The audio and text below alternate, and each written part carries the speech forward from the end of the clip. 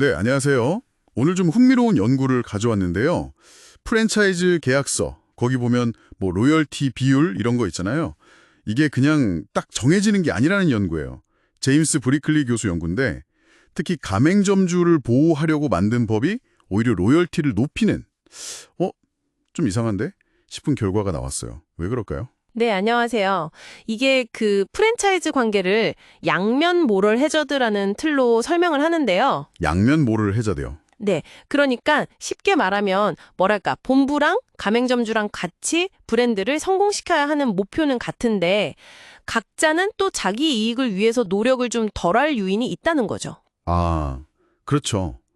예를 들면 어떤 게 있을까요? 가맹점주는 뭐 비용 아끼려고 서비스 품질을 좀 낮춘다거나 할 수 있고요. 본사는 또 약속했던 광고나 지원을 좀 소홀히 할 수도 있고. 근데 서로 상대방이 얼마나 노력하는지 뭐 완벽하게 알기는 어렵잖아요. 그렇죠. 약간 팀플 같은 거네요. 다 잘해야 되는데 나 하나쯤이야 이렇게 될 수 있는. 프랜차이즈에서는 본부랑 가맹점주 둘 다 그럴 수 있다는 거군요. 정확합니다. 그래서 이제 계약 조건들, 뭐 로열티라든지 아니면 처음에 내는 가맹금 같은 걸로 서로 노력을 하도록 유도하는 뭐랄까 인센티브 장치를 만드는 건데요. 아, 계약 조건이 그런 역할을. 네. 근데 여기에 해지 제한법이라는 변수가 깍 들어옵니다. 이게 미국 일부 주에 있는 법인데 본사가 정당한 이유 없이는 가맹 계약을 마음대로 해지하거나 갱신 안 해주는 걸 어렵게 만들어요. 잠깐만요. 가맹점주 보호하려는 법인데 그게 왜 로열티를 올리는 결과로 이어지죠? 오히려 본사 힘이 약해지니까 로열티를 덜 받아야 할 것 같은데. 네. 그러니까 브랜드 관리하고 시스템 유지하는 그 노력이 더 중요해진다는 거예요. 더 중요해진다고요? 왜죠? 왜냐하면 이제 성과가 좀 낮은 가맹점이 있어도 예전처럼 쉽게 계약 해지를 못 하잖아요. 그러니까 그 가맹점을 잘 관리하고 또 전체 브랜드 품질을 유지하려면 본사가 더 많은 노력을 해야 하는 거죠. 위험 부담이 커진달까요? 아하.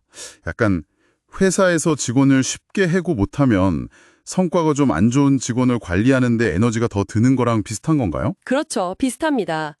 그 추가적인 노력이나 위험 부담에 대한 보상을 계약 조건에서 찾으려고 한다는 거죠. 아, 그래서 계약 조건이 바뀐다. 네. 실제로 연구 결과를 보면 딱 드러나는데요.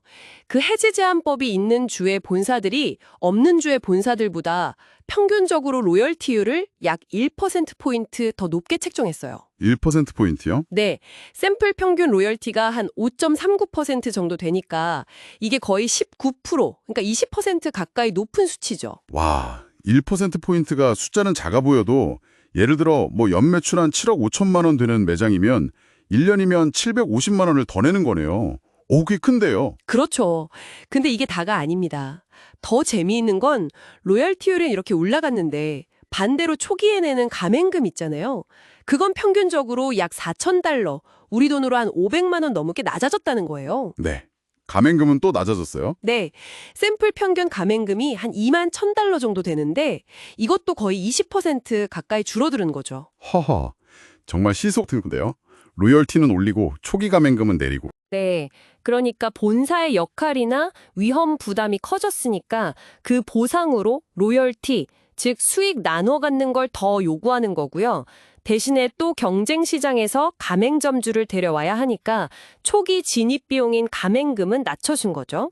아, 법 때문에 본사의 역할 중요성이 커지고 그게 가격 조정으로 이어졌다 이 말씀이시군요. 맞습니다. 이게 바로 양면 모랄 해저드 모델을 뒷받침하는 증거예요. 만약에 가맹점주 노력만 중요한 그런 일방적 대리인 모델이었다면 뭐 이런 법이 있든 없든 로열티나 가맹금의 차이가 없었을 거거든요. 그러네요. 결국은 가맹점주를 보호하려는 법인데 이게 의도치 않게 가맹점주한테 더 높은 운영 비용, 그러니까 로열티 부담으로 돌아올 수도 있다는 거네요. 물론 뭐 해지될 위험은 줄어드는 장점도 있겠지만요. 네, 그렇습니다. 연구에서도 지적하듯이 규제를 만들 때 이런 시장의 자율적인 가격 조정 효과 같은 거는 종종 좀 간과되기 쉬운 부분이에요. 법으로 뭔가 계약 조건에 바꾸거나 재산권을 건드릴 때 그 효과가 시장에서 참여자들한테 결국 비용과 편익으로 어떻게 재분배되는지 이걸 좀 면밀히 볼 필요가 있다는 거죠. 네. 오늘 살펴본 것처럼 이 계약서의 숫자 하나하나에는 참 복잡한 경제 논리랑 현실적인 제약들이 얽혀 있는 것 같습니다. 앞으로 혹시 어떤 계약을 보시게 되면 단순히 그 조건만 보지 마시고 그 뒤에 숨어 있는 당사자들 간의 관계나 인센티브 구조 이런 걸 한번 생각해 보시면 어떨까요? 네, 좋은 지적이십니다. 예를 들어서 지금 계신 조직이나 참여하시는 프로젝트에서 각자의 역할 중요도랑 그에 따른 보상이 어떻게 설계되어 있는지, 또 외부의 어떤 규제나 환경 변화가 그 관계에 어떤 영향을 미치는지 이런 걸 살펴보는 것도 꽤 흥미로운 질문이 될 수 있을 것 같습니다.